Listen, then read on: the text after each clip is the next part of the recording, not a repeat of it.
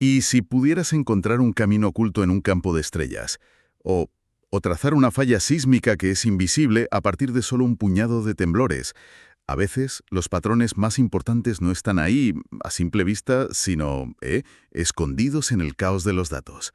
Bienvenidos. Hoy nos vamos a sumergir en un método estadístico que a mí me parece fascinante y que hace justo eso: encontrar estructuras curvilíneas o fibras, como las llama el artículo, en conjuntos de puntos que, bueno, a primera vista parecen totalmente aleatorios. Nos basamos en un artículo de The Annals of Applied Statistics que presenta una técnica, pues eso, para revelar estas formas ocultas. Pues sí, vamos a meternos de lleno a ver cómo funciona este enfoque, por qué es tan potente y, quizás más importante, dónde están sus límites. Porque veremos ejemplos que van desde la ciencia forense, con huellas dactilares, hasta la sismología o la cosmología. Es una herramienta para dar sentido a la complejidad, pero claro, como toda herramienta, hay que saber cuándo y cómo usarla. Para empezar, creo que la analogía que proponen es perfecta. Imagina que lanzamos un puñado de arena sobre un papel donde hay dibujados unos hilos invisibles. La arena, pues, se agrupará siguiendo esos hilos. El reto es, ¿cómo podemos volver a dibujar los hilos viendo solo la arena? El artículo nos muestra en su figura 1 unos ejemplos que lo ilustran muy bien. Sí, y esos ejemplos son clave porque muestran la diversidad del problema. Por un lado, tienes dos conjuntos de datos simulados, artificiales, que son casi de laboratorio. El caso ideal, ¿no? Exacto, una especie de media luna y dos trazos curvos. Pero los interesantes de verdad, los que ponen a prueba el método, son los datos reales. Totalmente de acuerdo. Uno de ellos muestra los epicentros de terremotos en la región de New Madrid, en Estados Unidos, y a primera vista es una nube de puntos.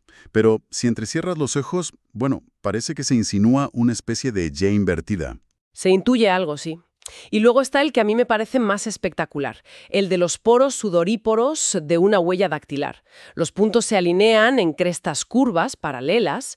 Son problemas muy distintos, pero el objetivo es el mismo: encontrar esa estructura que está oculta. Esa es la clave.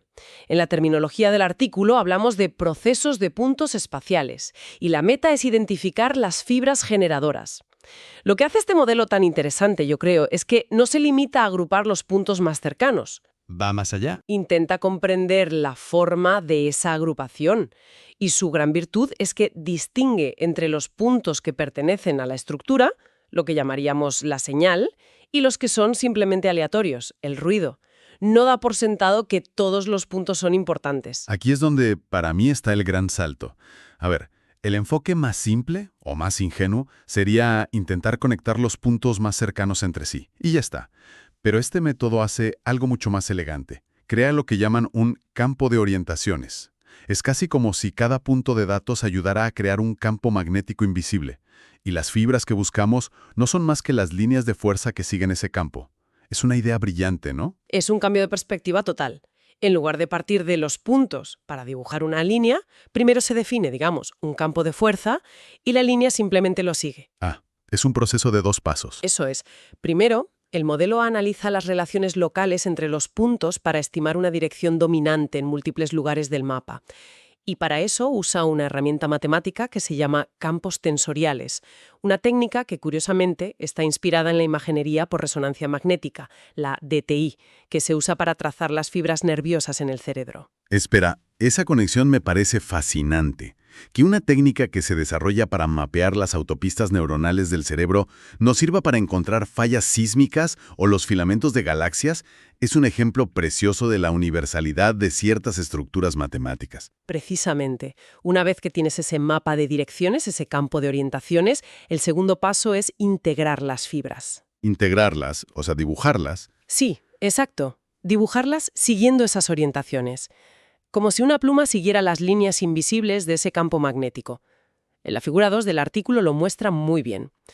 Unas líneas grises suaves representan el campo y la fibra es un segmento que se traza siguiendo perfectamente esas curvas. Vale, entonces, si le entiendo bien, con las huellas dactilares, la clave es que este método puede ignorar que un poro de la cresta A está físicamente más cerca de uno en la cresta B, Justo. porque se guía por el flujo general, por ese campo de orientaciones. Es esa la ventaja decisiva sobre otros algoritmos más simples. Esa es exactamente la ventaja decisiva. Pero, y aquí viene el pero, esa misma fortaleza introduce una sutileza importante. A ver, Construir ese campo de orientaciones no es trivial. El proceso requiere un suavizado para poder interpolar las direcciones en todo el espacio, incluso donde no hay puntos. Y este suavizado, que es necesario, puede introducir un problema sutil, lo que los autores llaman un sesgo por curvatura. Espera, un sesgo. ¿Quieres decir que el modelo podría, por ejemplo, convertir una curva muy cerrada, casi de 90 grados, en una de 95? ¿Hablamos de ese tipo de distorsión? ¿Y qué implicaciones tiene eso? Ese es exactamente el tipo de distorsión. El proceso de suavizado, al promediar las direcciones, tiende a enderezar un poco las curvas. En zonas donde las fibras son muy pronunciadas, como una horquilla muy cerrada, el modelo puede deformarlas ligeramente. Para un sismólogo, por ejemplo, significaría que no puede fiarse al 100% de la geometría exacta de una falla que dibuje el modelo en una zona de giro brusco. Es una limitación del método el precio a pagar por esa visión de conjunto. Entiendo. Es una limitación importante a tener en cuenta, y me pregunto si esa limitación se ve en los ejemplos reales. Pienso en el caso de los terremotos de New Madrid. En la figura 5, vemos el mapa de epicentros, bastante caótico, y luego el resultado del modelo. Y es increíble, ¿eh? Emergen claramente dos fallas sísmicas, Sí, el resultado visualmente es muy potente. una más larga y dispersa, y otra muy densa. Sí, pero este ejemplo, de hecho, revela otra de las debilidades importantes del modelo en su forma más básica. ¿Otra? Por defecto, el modelo asume que todas las fibras que busca comparten ciertas propiedades. Por ejemplo, asume que tienen el mismo ancho, o sea, la dispersión de los puntos a su alrededor y la misma densidad de puntos. Claro. Y en los datos de los terremotos, esas dos fallas son visiblemente diferentes.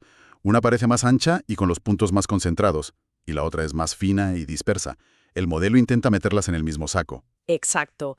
Y como el modelo intenta forzar los mismos parámetros para ambas, se encuentra con un problema.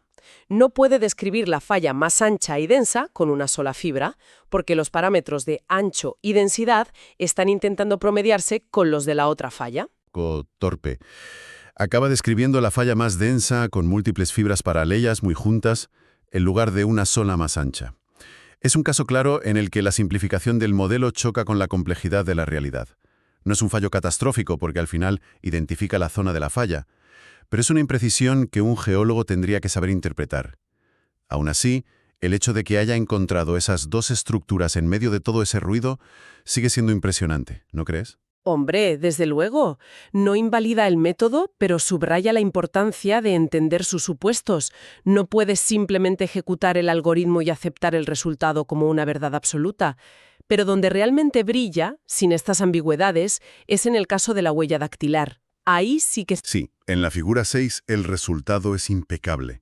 A partir de la ubicación de los poros, que es un conjunto de puntos bastante incompleto, reconstruye las crestas de la huella, incluso en zonas donde faltan puntos.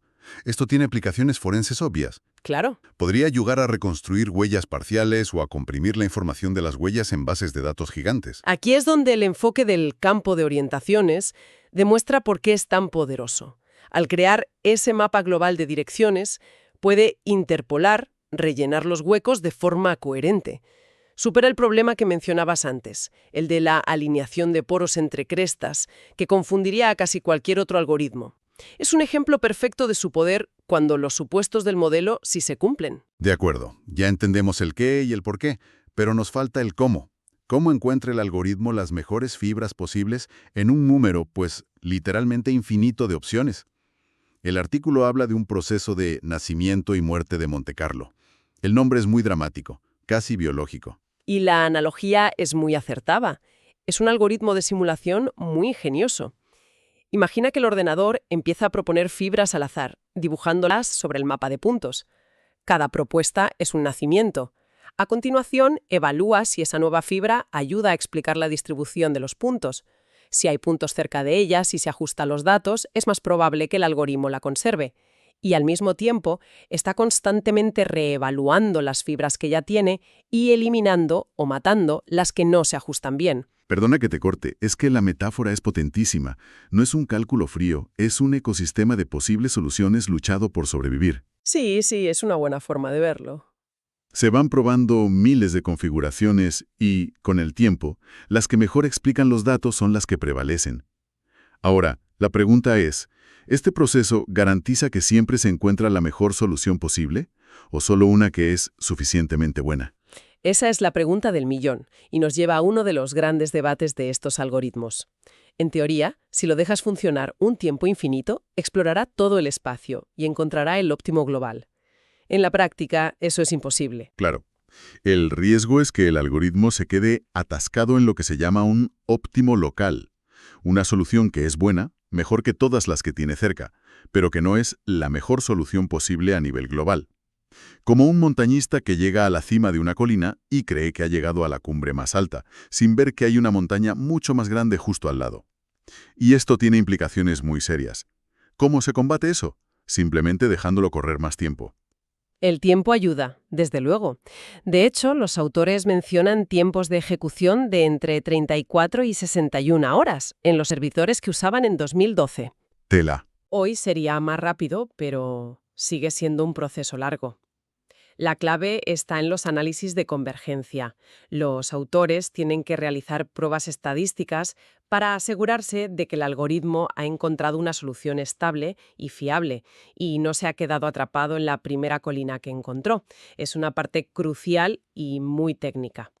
Entonces, si hacemos un repaso de todo lo que hemos visto, la idea central es que la verdadera magia de este método no está en unir puntos, que sería lo obvio, sino en esa idea previa y mucho más abstracta de crear un mapa de direcciones, un campo de fuerza invisible. Precisamente. Es ese paso intermedio el que le da toda su potencia y flexibilidad. Y es esa idea la que le permite hacer cosas asombrosas como reconstruir huellas dactilares a partir de datos incompletos. Pero como hemos visto, es también la fuente de algunas de sus limitaciones más importantes. Ese sesgo en las curvas o los problemas que surgen cuando las fibras no son uniformes, como en el caso de los terremotos. Hemos visto sus aplicaciones en el mundo real, desde trazar las fallas sísmicas en New Madrid hasta su potencial, que apenas mencionan de pasada pero que es alucinante, para mapear los filamentos de galaxias que forman la red cósmica. Y hemos subrayado los matices, que es fundamental para cualquiera que quiera usar una herramienta así. Requiere una gran capacidad de cálculo y sus resultados deben ser interpretados conociendo sus supuestos. No es una caja negra que escupe la verdad. El artículo concluye con una idea que da que pensar, una mirada al futuro. Mencionan el desafío de extender este modelo. Su método actual se centra en encontrar hilos, que son objetos de una dimensión, en un espacio de 2 dimensiones, como un mapa. Pero plantean la posibilidad de llevarlo más allá. Encontrar superficies o muros, objetos bidimensionales, en un espacio tridimensional. Exacto.